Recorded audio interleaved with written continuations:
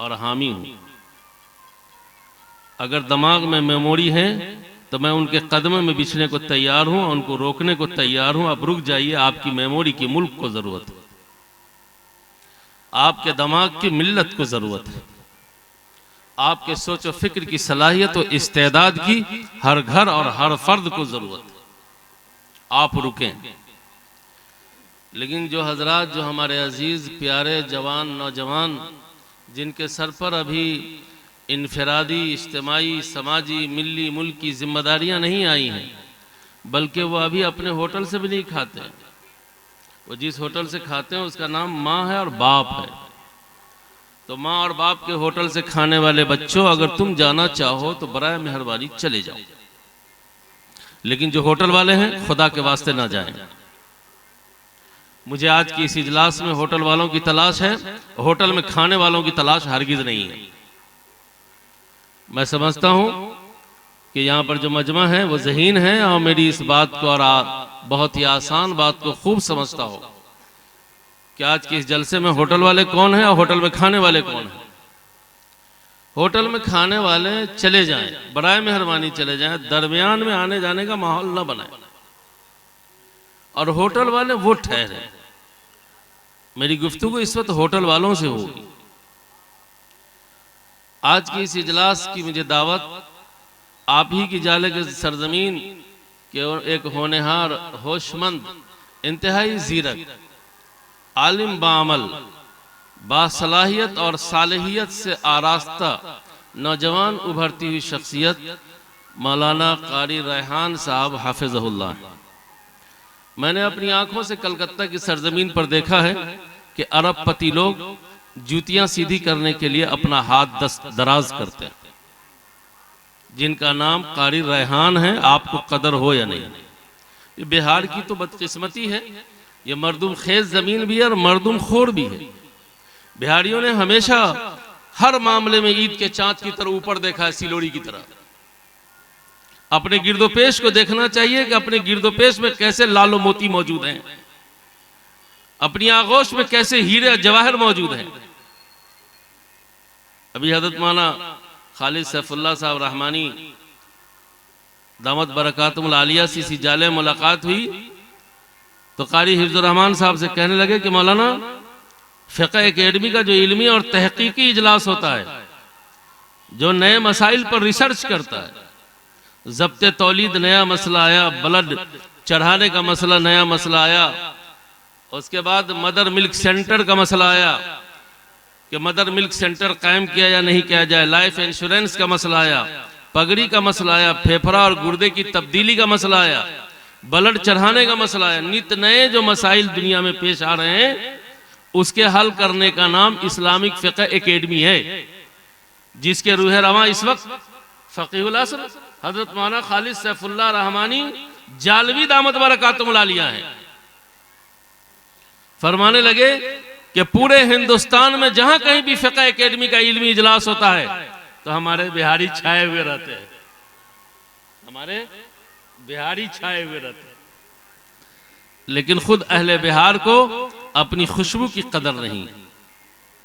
मैं चाहता हूं कि हम सब अपनी खुशबू के कदरदां हो जाए, अपनी खुशबू के कदरदां हो जाए। तो कारी रेहान साहब हाफिज़हुल्लाह ने मुझे दावत दी, और जब इनकी दावत आई तो मैंने ये समझा कि प्रोग्राम वाकई वकी है, और है भी वकी अल्हम्दुलिल्लाह। फिर उसके बाद धीरे धीरे धीरे धीरे कुछ और ही बातें मालूम हुई, कुछ और ही मालूम हुई। इलाके भर में उलमा को मुल्क भर से फ़ोन भी आया कि एक तरफ इस्लाह माशरा है और दूसरी तरफ ताज़ियती इजलास है। ये ताज़ियती इजलास का क्या मतलब है? ताज़ियत के माना आते हैं तसल्ली देने के, और जिनके घर में खुद ही धूम हो उनको कौन तसल्ली देगा भाई? जिनके घर में खुद ही धूमधाम हो उनको कौन तसल्ली देगा? तो ये दूसरे लोग करते थे, अब अपने लोग भी करने लगे। मुझे भी बाज़ अहबाब ने कहा, मैंने कहा भाई एक है न जाना और एक है जा करके मोहम्मदुर रसूलुल्लाह सल्लल्लाहु अलैहि वसल्लम की बात बता देना। इसमें कौन सा अमल अच्छा है? जो अच्छा बोलिए। कहा नहीं, तब आप जाइए। मुझे जाना ही चाहिए, मैंने वादा कर लिया, मैं जाऊंगा, देखूंगा। आया अल्हम्दुलिल्लाह, देखा सुना समझा, मुझे अच्छा लगा कि अल्लाह ताला ने एक साहिब खैर को, जिनका नाम हैदर बाबू है, अल्लाह ने तौफीक दी। ये जो ताज़ियती है ना, ये भी हैदर बाबू का ऐसा मसला नहीं है, इसमें मेरी कंपनी का मसला है। मेरी कंपनी समझ रहे हैं ना, इसमें मेरी कंपनी का मसला होगा, हैदर बाबू का कोई मसला नहीं होगा। असल ये प्रोग्राम इस्लाह मुआशरा का, ज़िमनन ताज़ियती इजलास भी डाल दिया। यहाँ आने के बाद मौलाना मुज़फ़्फ़र रहमानी साहब से मैंने मालूम किया, तो मालूम यह हुआ कि हैदर बाबू के वालिद गिरामी हमसे, आपसे, उनसे पहले अल्लाह के पास चले जाएं और हम लोग बाद में जाने वाले हैं। अल्लाह ताला अपना ख़ास फजल फरमाए और जुदाईगी के बावजूद भी बाप बेटे के रिश्ते को मजबूत से मजबूत तर रखे। हज़रत मौलाना अशरफ अली थानवी रहमतुल्लाह अलैह ने लिखा है कि एक है दूर से वालिद साहब के गुजर जाने के बाद कोई खिदमत करना, और एक है मरहूम वालिद साहब की कब्र पर जा करके कुछ पढ़ना। एक है मोबाइल से दुआ सलाम करना और एक है चौखट पर जाके सलाम मुसाफा करना। दोनों में फर्क है हैदर बाबू, है ना। तो कब्र पर जाना ऐसे ही है जैसे चौखट पर आके सलाम मुसाफा करना। इसलिए एक हदीस में नबी रहमत सल्लल्लाहु अलैहि वसल्लम ने इरशाद फरमाया कि जुमा के दिन फजर की नमाज के बाद जो बेटा अपने बाप की कब्र पर, माँ की कब्र पर हाजिर होगा, अल्लाह ताला उस हाजिरी की बरकत से खुद बेटा पे करम फरमा देगा, बल्कि मग़फ़िरत फरमा देगा। अल्लाह, हर जगह जाने का मौका मिलता है। सऊदी से आने के बाद, दिल्ली से आने के बाद, साली सरोजनी कोई छूटने ना पाए, लेकिन दिल्ली बंबई सऊदी से आने वाला आदमी अगर नहीं जाता है तो कब्रिस्तान नहीं जाता है। क्या ये सच्चाई है कि नहीं? कभी फिर के ताकता है कि कुछ लोग वहां भी हैं हमारे घर के, जाकर के उनसे भी हम दुआ सलाम कर, जबकि वो सलाम को सुनते और जवाब भी देते। हमारे नबी सल्लल्लाहु अलैहि वसल्लम ने हमारी ये रहनुमाई की और हुक्म दिया है कि जब कब्रिस्तान से गुजरो तो सलाम करके गुजरो और ये कहो अस्सलामु अलैकुम या अहलल क़ुबूर। उसका फायदा ये होगा कि हश्र के मैदान में आपके ईमान की गवाही कोई दे या ना दे, मोहल्ले वाला तो सोचेगा कि हमारा ही क्लियर हो जाए पहले, इनका बाद में आए। लेकिन कब्र वाले सबसे पहले उठकर आपके ईमान की गवाही देंगे। अल्लाह पूछेगा कि तुम तो 500 साल पहले मर गए थे, तुम कैसे ईमान की गवाही दे रहे हो? तो वो कब्र वाला जवाब देगा कि जब ये कब्रिस्तान से गुजरता था ना तो सलाम करके गुजरता था, और एक मोमिन मोमिन ही को सलाम कर सकता है, इसलिए हम इसके ईमान की गवाही देते हैं। तो आपके ईमान के गवाह तो कब्र वाले बन जाएंगे, उस वक्त बनेंगे जब आप जाकर के वहां सलाम भी करेंगे। कि हम सलाम करें उनको, अस्सलामु अलैकुम या अहलल क़ुबूर। तो ये हमारे हैदर साहब के वालिद गिरामी दुनिया से गुजर गए, तो ताज़ियती लफ्ज भी जोड़ दिया गया, उससे बहुत ज्यादा परेशान होने की जरूरत नहीं है। आप उन्वान पर मत जाएं, काम को देखें। अल्लाह ताला ने आपके जाले में कम से कम एक ऐसा बंदा तो दिया जो तने तनहा इतना बड़ा निजाम बर्पा कर दिया। इतना बड़ा काम करने के लिए 50 गांव चंदा करना पड़ता, भीख मांगना पड़ता होगा, दलिद्दर की तरफ बवाना पड़ता टेम्पू लेकर के। लेकिन तने तना उस बंदे खुदा ने आप सबको जोड़ा जमा किया। कोई फायदा नहीं होगा, कम से कम जितनी देर बैठेंगे गुनाह से तो बच जाएंगे, यही क्या कम फायदा है। और फायदा यकीनन होगा, ना होने का क्या सवाल पैदा होता है। फायदा ना होने का मतलब है कुरान गलत हो जाएगा, कभी नहीं हो सकता है। कुरान में अल्लाह ताला ने इरशाद फरमाया कि लोगों को नसीहत करो, नसीहत फायदा पहुंचा कर रहेगी, तो कुरान बोलता है। तो नसीहत की मजलिस इन्होंने कायम किया है। पूरे इलाके की जिम्मेदारी हैदर बाबू को मुबारकबाद दे, अल्लाह ताला इनका हौसला बुलंद रखे और अल्लाह ताला दीन के कामों के लिए, मोहम्मद रसूलुल्लाह सल्लल्लाहु अलैहि वसल्लम की शरीयत और सुन्नत की इशाअत और हिफाजत के लिए अल्लाह इस बंदे को ताकत दे, हिम्मत दे, हौसला दे और हर तरह हिफाजत फरमाए। ये कोई मामूली बात नहीं है। दुनिया में सबसे आसान काम है तनकीद करना, सबसे आसान काम है, और सबसे मुश्किल है काम करना, सबसे मुश्किल है काम करना। तनकीद के लिए अगर देखें तो पूरा जाले, पूरा सीतामढ़ी, पूरा दरभंगा चाय की होटल बीबीसी लंदन से कम नहीं है। लेकिन काम के लिए देखिए तो हाथ पर हाथ धर करके बैठा हुआ आदमी नजर आएगा। एक बंदा काम किया है तो आप अगर उसका हाथ नहीं खींचते हैं तो टांग खींचने वाले क्यों होते हैं? अल्लाह के बंदो मिजाज बनाओ जाले वालों, बिहार वालों, कि हम टांग खींचने वाले नहीं बनेंगे, हम हाथ खींचने वाले बनेंगे। टांग खींचने की वजह से खड़ा हुआ आदमी मुंह के बल गिर जाता है और हाथ खींचने की वजह से फंसा हुआ आदमी निकल जाता है। हौसला मत तोड़िए। अगर कोई कमी कोताही हो तो उसके आदाब हैं, उसके तरीके हैं, उसके मुताबिक उनकी इस्लाह की जाए। खत के जरिए से किया जाए, खुसूसी मुलाकात के जरिए किया जाए, लेकिन बहुत ज्यादा तनकीद बिला वजह नहीं करना चाहिए, बिल्कुल नहीं करना चाहिए। तनकीद साले तो इस्लाम का हिस्सा है, बुनियादी हिस्सा है, और आबस तनकीद तो बिल्कुल बेकार है, वो आबसी है।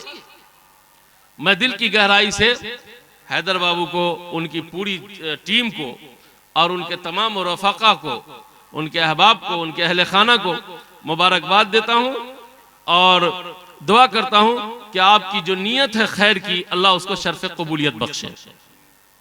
अलबत्ता ईसाले सवाब के लिए मैं इस मजमा को बता देना चाहता हूं और हैदर बाबू को भी बता देना चाहता हूं कि मेरी मालूमात के मुताबिक, मौलाना मुजफ्फर साहब, मेरी मालूमात के मुताबिक मौजूदा वक्त में ईसाले सवाब का इससे बड़ा कोई ऑफर मेरे पास नहीं है। और शायद इतना बड़ा ईसाले सवाब मरहूम के लिए, बड़ी बात तो नहीं कहूंगा, लेकिन इतना जरूर कहूंगा कि हम में से किसी के पास दम नहीं है, हम नहीं कर सकते। लेकिन एक ऑफर है, आप लीजिएगा तो देंगे, नहीं लीजिएगा तो नहीं देंगे। लीजिएगा आप लोग?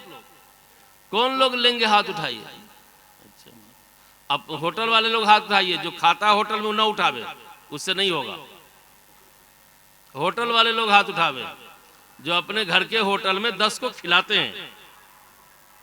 सबसे बड़ा इसाले सवाब मरहूम के लिए इस वक्त मेरी नजर में यह है कि सबीलुल फलाह मदरसे में जो बच्चे हिफ्ज के शोबे में हैं, उस बच्चे को जितना मुमकिन हो हैदर बाबू गोद ले लीजिए आप, और ये मजमा गोद ले ले। जाले सबीलुल फलाह के मदरसे में दर्जा हिफ्ज में एक बच्चा भी हमारे जाले की होटल से बाहर की होटल में खाने वाला नहीं रहना चाहिए, चाहे वो 100 हो कि 200 हो। अगर आप उसको गोद ले लेते हैं तो एक बच्चा बिस्मिल्लाह की बात से लेकर के नास के सीन तक कुरान करीम को याद करेगा। मैं एक अंदाजे से कहता हूं कि 1 करोड़ से ज्यादा मर्तबा तिलावत करेगा, उसके बाद जाकर के वह हाफिज हो सकेगा। 1 करोड़ तो मैं कम बोला हूं, शायद 10 करोड़ पढ़ने के बाद वह हाफिज होगा। किसकी मजाल है जाले में और इस्लामपुर में, अब पिठरिया में, अब मनवा में और गर्री में कि 1 करोड़ मर्तबा और 1 लाख मर्तबा अपने माँ बाप के लिए कुरान पढ़ करके इसाले सवाब कर दे? किसी के बस की बात नहीं है। अगर वाकई आप चाहते हैं कि हम अपने मरहूमीन के नाम इसाले सवाब करें, तो जो बच्चा हिफ्ज के शोबे में है और मुस्तहिक बच्चा है, वो हक रखता है, तो ऐसे बच्चे को गोद ले लीजिए। और मौलाना मुजफ्फर साहब को, मौलाना अब्बास साहब को और यहाँ की इंतजामिया को कहिए। मैं ये नहीं कहूंगा कि मैं इदारा सबीलुल शरिया का मोहतमीम हूं, तो आप हमारे यहाँ चले, ये करीब में है, यहीं देख लीजिए आप। हमारे यहाँ तो एक निजाम 10 साल से चल रहा है ये। अब अल्हम्दुलिल्लाह हमारे बिहार के लोग बच्चों को गोद लेना शुरू किया है, और ये तहरीक हमारी 8-9 सालों से चल रही है कि हमारे बिहार का आदमी एक बच्चा को गोद ले ले। अब देखिए वो बच्चा जब हाफिज होगा तो 10 करोड़ मर्तबा कुरान की तिलावत के बाद हाफिज होगा। सवाब लोग तौल नहीं सकते, वजन नहीं कर सकते, इतना ज्यादा सवाब होगा। फिर वो बच्चा हिफ्ज करने के बाद दुनिया में जहां कहीं भी कुरान पढ़ेगा, तिलावत करेगा, कुरान पढ़ाएगा, तो नस्लन बाद नस्लिन इसाले सवाब का सिलसिला जारी हो जाएगा। आप तसव्वुर कीजिए कि कितनी नेकियां होंगी। इस्लाम का मिजाज ये है कि सबसे बड़ा इसाले सवाब जरूरत पर खर्च करना और सदका करना है। नबी रहमत सल्लल्लाहु अलैहि वसल्लम के अहद में उम्मे साद आए हुजूर के पास, कहा या रसूलल्लाह क्या मैं कुछ करूं तो मेरे मरहूम को सवाब पहुंचेगा? कहां पहुंचेगा? कहा मुझे क्या करना चाहिए? तो हुजूर पाक सल्लल्लाहु अलैहि वसल्लम ने उस वक्त कुएं की जरूरत महसूस किया कहा कि ये जरूरत है कुएं की, लिहाजा कुआं खुदवा दो, सवाब जारिया है। चुनांचे पानी पीने का इंतजाम किया गया और वो इसाले सवाब हो गया। तो असल है जरूरत इसाले सवाब की चीज। और हम कहते हैं कि सवाब तो अल्लाह जरूरत पूरी करने पर देता है। किसी को लगी हो भूख और आप दें उसको सफारी सूट, मैं मुफ्ती नहीं हूं लेकिन मैं कहता हूं कोई सवाब नहीं होगा। अगर उसको 2 रोटी दे दीजिएगा तो सवाब होगा। बाज लोगों का मिजाज हो गया, मिंबर बनाना हो तो मेरा पैसा, गुंबद बनाना हो तो मेरा पैसा, मुसल्ला खरीदना हो तो मेरा पैसा, और मस्जिद की लैट्रिन बनाना हो तो मौलवी साहब से झगड़ा। अच्छा हम ही मिले हैं, हमारे ही पैसा लैट्रिन में लगेगा। हमारे बिहार के एक साहब मुंबई गए, बाबू भाई मेहता मरहूम, अल्लाह उनको जन्नत अता फरमाए, बड़े कारोबारी थे। कुरान करीम भी उन्होंने लिखवाया, फिर छपवाया और उसको तकसीम भी करवाया। बड़े नेक आदमी। एक साहब ने कहा कि बाबू भाई मेरे मदरसे में टॉयलेट की जरूरत है, लैट्रिन की जरूरत है, आपके पास अगर सूद की रकम हो तो दे दीजिए।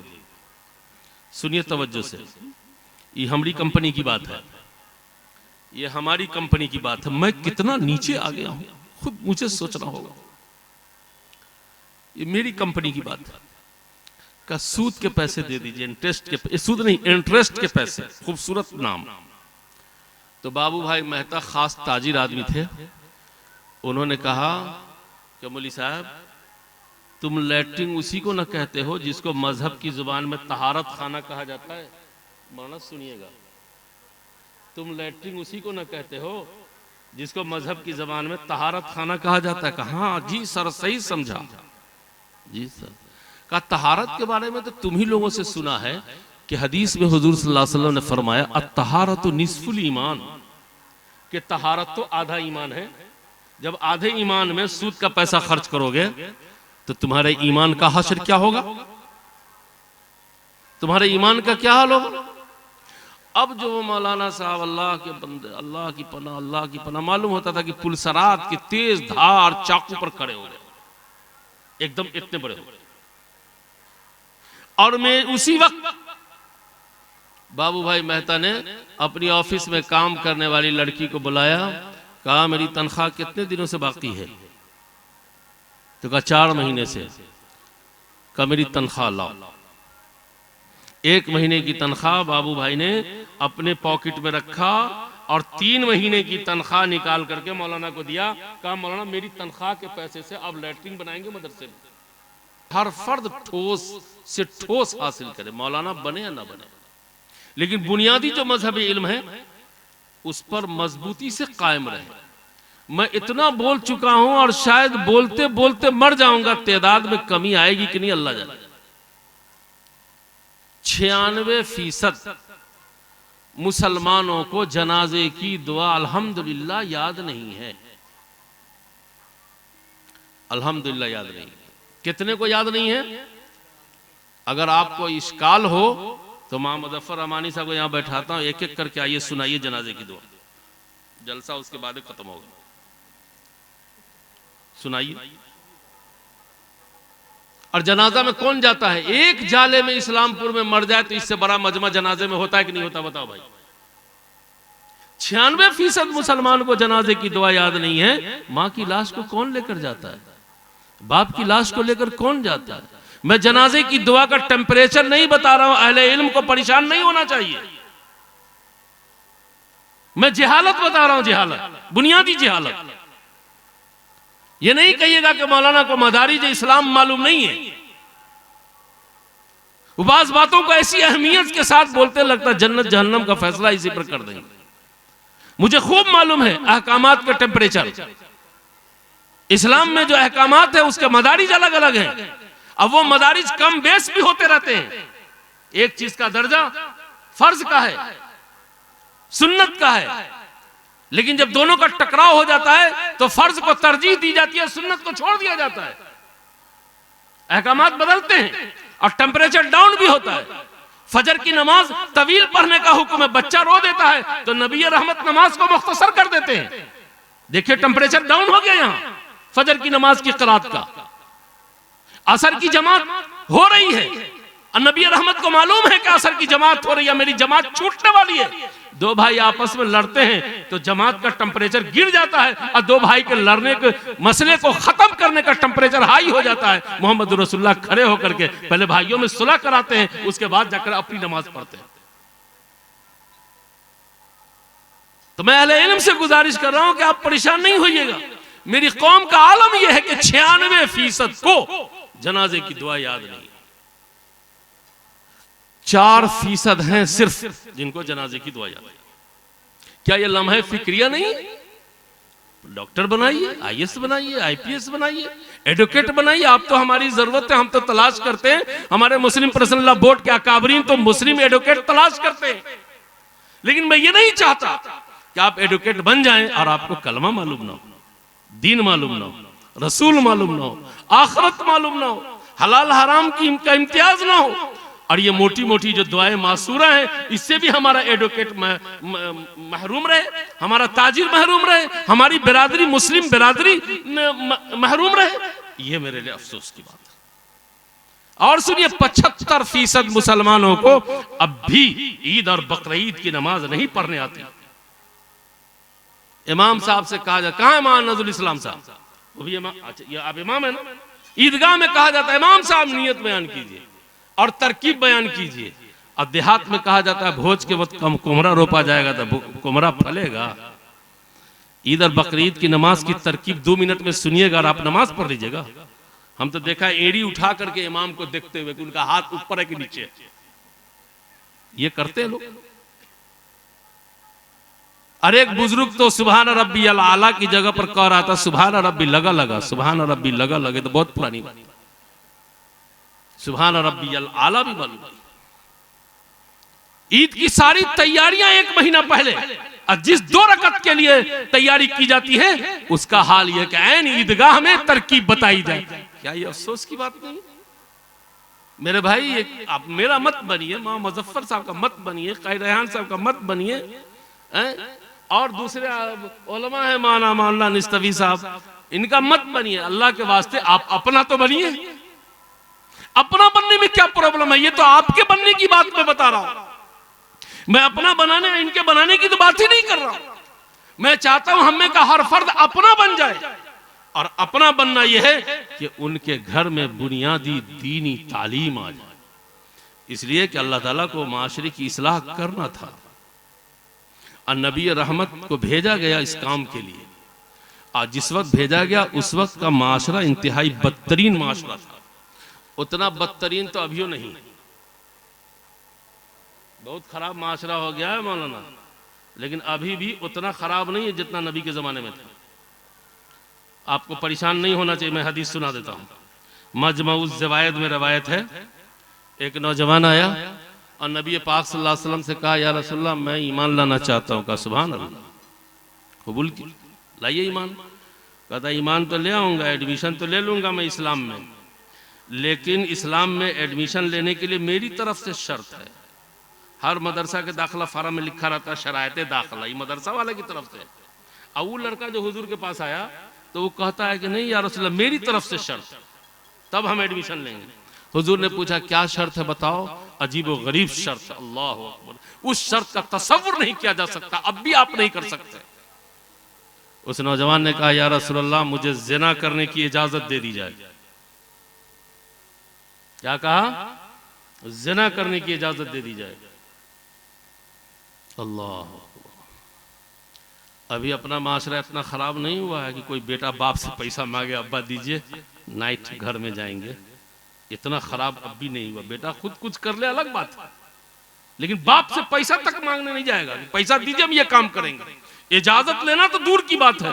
वो कितना गंदा माशरा था कि नबी के पास जाकर के वो नौजवान कहता मुझे इजाजत दीजिए। अच्छा, हमारे जैसा मोहतमीम अगर होता तो मार लात मार गुस्सा के उसका दाखिला किया, बक्सा उक्सा लेके भगा देता है। लड़का सा जो सनीमा में पकड़ा जाता है तो कल होकर मोहतमीम सबका अखराज कर देता है। हुजूर सल्लल्लाहु अलैहि वसल्लम ने उसका अखराज क्या करेंगे, भगाएंगे क्या, बल्कि शफकत से पूछा बेटा ये काम कहाँ करोगे जरा बता दो। अल्लाह। उस नौजवान ने कहा या रसूलल्लाह वो पॉइंट तो सबको मालूम है, वो कौन सा पॉइंट है वो? अच्छा उस पॉइंट पर तो कोई होगी ना? कहाँ कोई तो होगी, कोई लड़की ना हो, कहाँ लड़की होगी? अच्छा वो लड़की किसी की बेटी भी तो होगी, कहाँ? किसी की बहन भी तो होगी, कहाँ?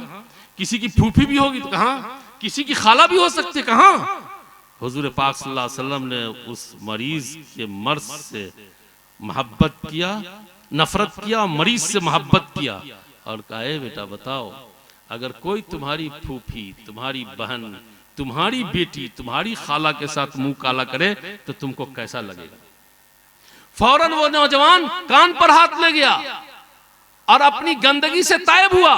इधर आका मदनी जनाब मोहम्मद रसूलुल्लाह सल्लल्लाहु अलैहि वसल्लम ने अपना दस्ते अक़दस आसमान की तरफ उठाया और कहा अल्लाहुम्मा हस्सिन फरजा, अल्लाहुम्मा हस्सिन फरजा व तय्यिब क़ल्बा।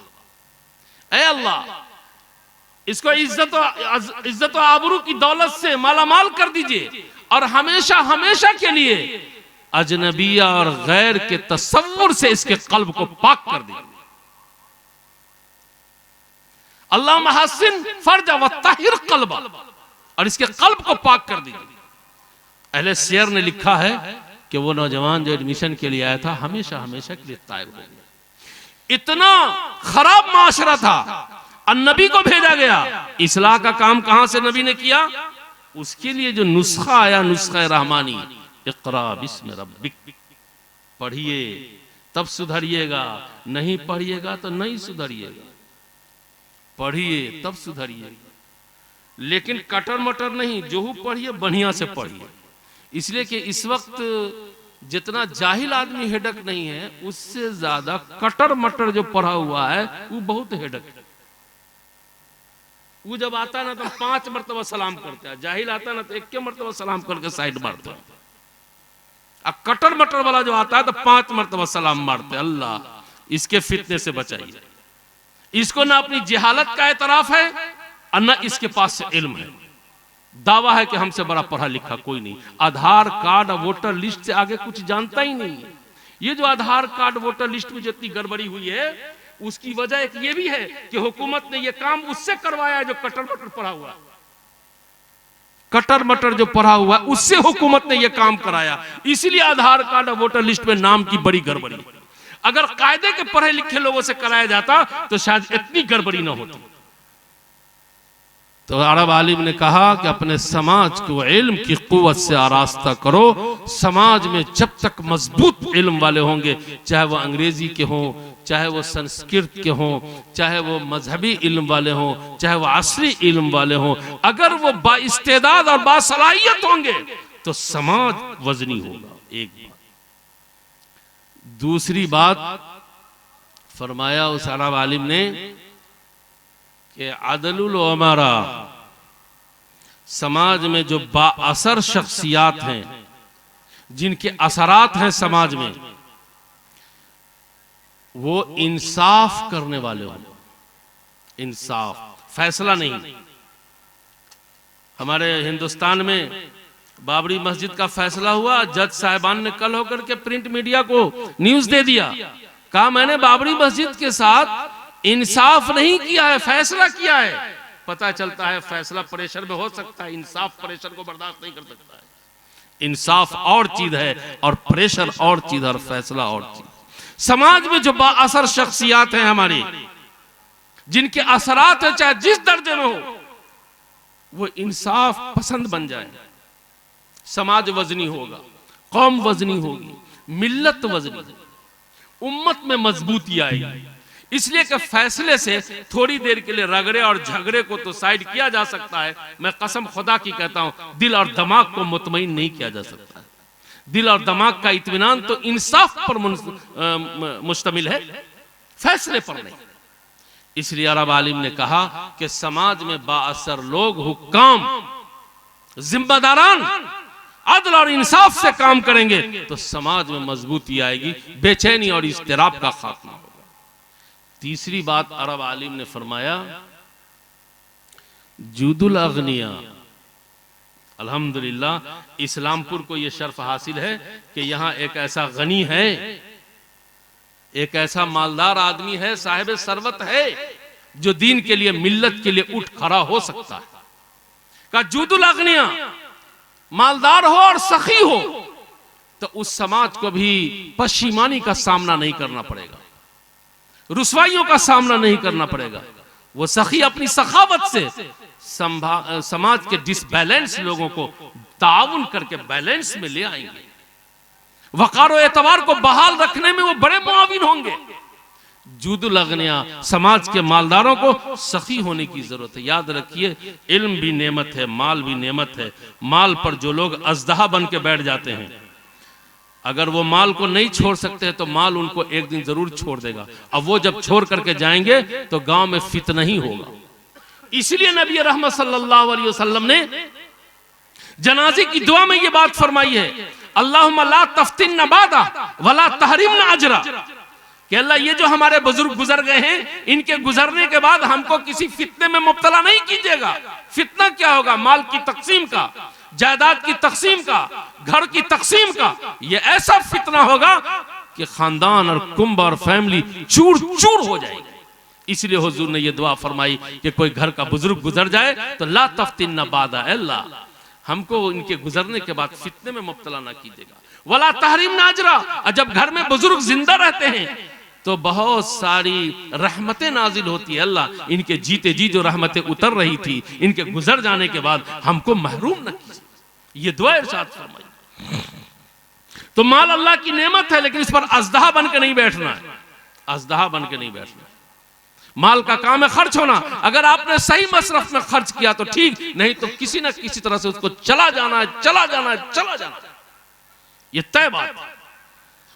तो समाज में अगर मालदार सखी होंगे तो समाज को कभी पशीमानी का सामना करना नहीं पड़ेगा। और आखिरी बात, दुआउल फुकरा। दुआउल फुकरा, हमारे समाज में ऐसे सूफी और ऐसे अल्लाह वाले, ऐसे बुजुर्ग, ऐसी शख्सियतें हों कि वो कसम खा ले तो जब तक कसम उनकी पूरी ना हो जाए उस वक्त तक मौत ना आए, ऐसे लोग हों। दुआउल फुकरा, दुआउल फुकरा, फुकरा से मुराद ये भिखमंगे फकीर नहीं, वो जो सरापा आस्ताना आली में सर्वसुजूद रहने वाले लोग हैं।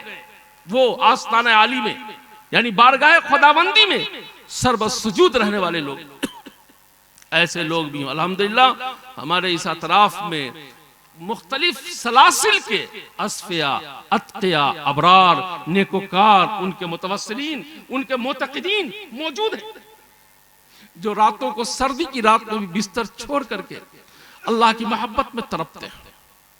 बात शख्सियात वो भी हैं जिनके हाथ भी अलग हो जाते हैं, ऐसे ऐसे अल्लाह अल्लाह।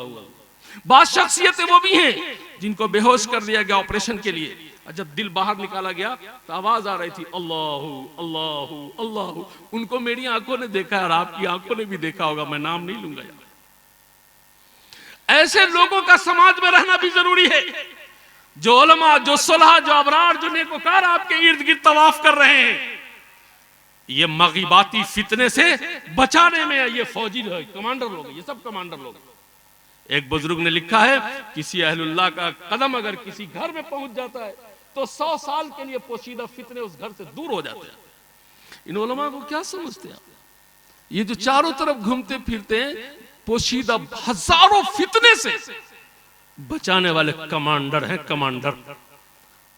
ये खुदा की तरफ से हैं, ये खुदा की फौज है जो दीन की हिफाजत में लगे हैं, और दीनदारों की भी, दीन वालों की भी हिफाजत में लगे हैं। लिहाजा ऐसे फुकरा और ऐसे नेक साले लोग अगर हमारी आबादी में होंगे तो उस आबादी को पोशीदा फितना कभी तबाह और बर्बाद नहीं कर सकता है।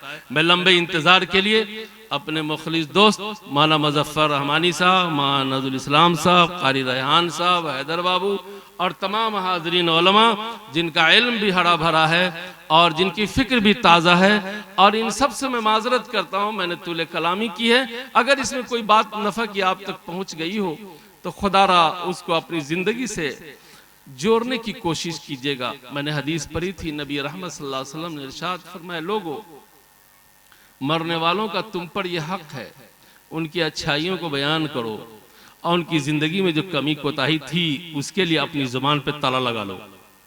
लगा लेंगे? जो लोग दुनिया से चले गए हैं उनकी कमी कोताही को नहीं ना बयान करेंगे? नहीं बयान, ये उनका हक है। जो बयान करेगा उनके हक में सेंध मारने वाला होगा। इसलिए ये बहुत बड़ा हक है जो गुजर गए दुनिया से, उनकी बुराइयां उनकी कमजोरियों को ना छेड़िए और उनकी खूबियों को उनकी अच्छाइयों को बयान कीजिए। उज़कुरू महासिन मौताकुम वकुफ़्फ़ु अन मसावीहिम। अल्लाह ताला इन मुंतशिर मुतफर्रिक गैर मुरत्तब बातों को शर्फ कबूलियत बख्शे। रब्बना तक़ब्बल मिन्ना इन्नका अंतस समीउल अलीम।